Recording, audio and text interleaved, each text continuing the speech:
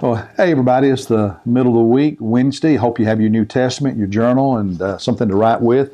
We are continuing our devotions that are part of this New Testament reading plan. And again, if you don't have a copy of the plan, go to our church website, www.fbcrockhill.org. And it's on the home page in the rotator as well as one of the buttons below. And you can print out the reading plan. Actually, this is one for just 6 months, but you can print out one for the whole year.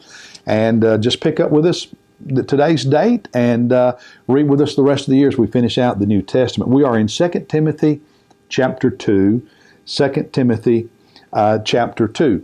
And the verses that spoke to me when I was reading this chapter that I want to share with you are verses 20 and 21. So let's read those and then talk about it a little bit. And this is a passage I've read, but especially the first verse, I've never really taught on, I don't think. I don't remember teaching on it.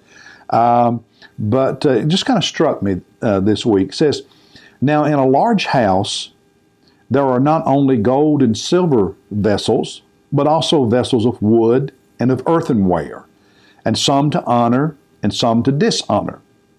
Therefore, if anyone cleanses himself from these things, he will be a vessel for honor, sanctified, useful to the master, prepared for every good work." So he's talking about a large home. This would be a home of a prominent person, a wealthy person, especially in their day. The poor people would not have had large homes, just like today. And he says, so in a large home, you're going to have all kinds of utensils, plates, whatever, houseware.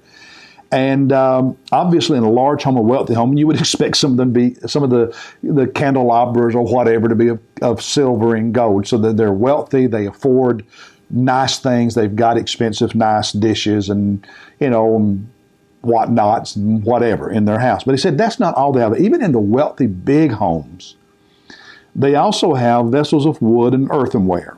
Ones that are less expensive, if you break them, you're not going to lose any sleep because it didn't cost much, etc. Some to honor and some to dishonor. That means, all right, if you're having a party, you're having some special guests over, you're not going to put out the cheap stuff, you're going to put out the nice stuff. It's like when we have guests, guys, it's like your wife spot cleans the house and drives you crazy while she's doing it to get it ready, and you have to put out the best of the best of the best. Some things are for honor, some things are for dishonor. It doesn't mean the others don't matter. It's just that some things are a lot more valuable. What does that have to do with anything, preacher? What does it have to do with the Christian life? What does that have to do with me as a disciple of Jesus Christ? Well, verse 21.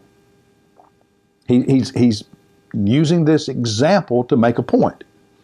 Therefore, if anyone cleanses himself of these things, he will be a vessel of honor.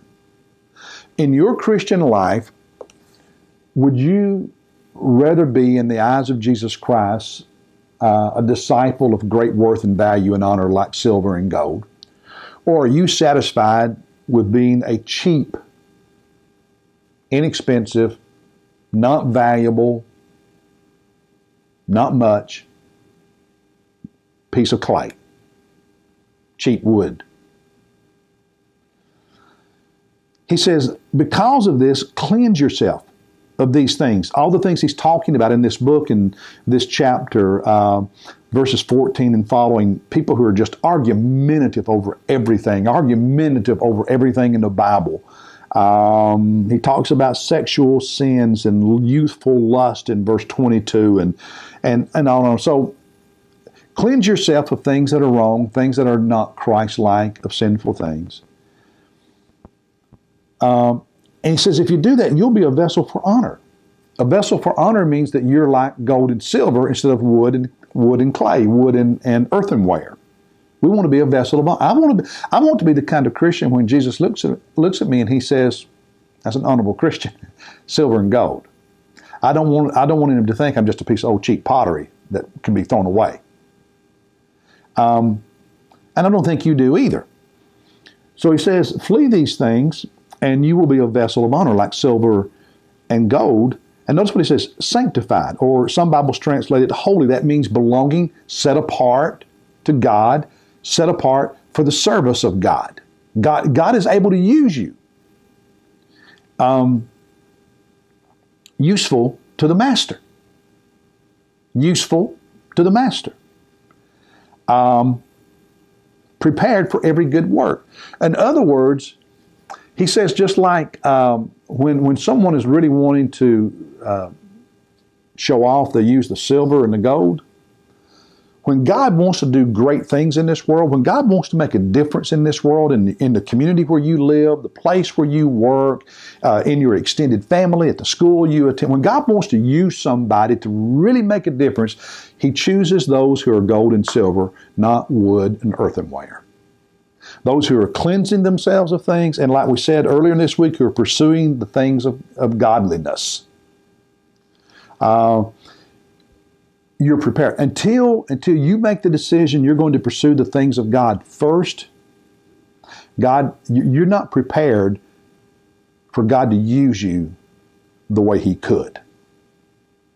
So all of us need from time to time to look in the mirror and ask ourselves, the way I'm forsaking sin and forsaking and repenting of and turning from the things that are not Christ honoring, and I'm pursuing the things of God and the things of Jesus, the things of godliness and Christ likeness, and I'm pursuing those first, that determines whether I'm silver and gold or wood and earthenware. That's got nothing to do with sovereignty and predestination and God saying, well, this one's going to be wood and this one's going to be silver. No, what I am, what you are, is determined by my choice, by your choice. Do I pursue the things of God and cleanse myself of the things that are not of God or not? And if I pursue the things of God and cleanse myself of the sinful things, I'll be gold and silver. But if I don't, and I'm just haphazard about my Christian life, I'm going to be wood and earthenware. And the ones that God uses, the people that God uses, are the people who are silver and gold, who pursue the things of God and turn away from the things that are not of God. So again, earlier this week, I challenged you to start your day with God, with Jesus. Pursue Him before you pursue work, exercise. Pursue Jesus first. That's how we become silver and gold that God can use. God bless you. I'll see you tomorrow.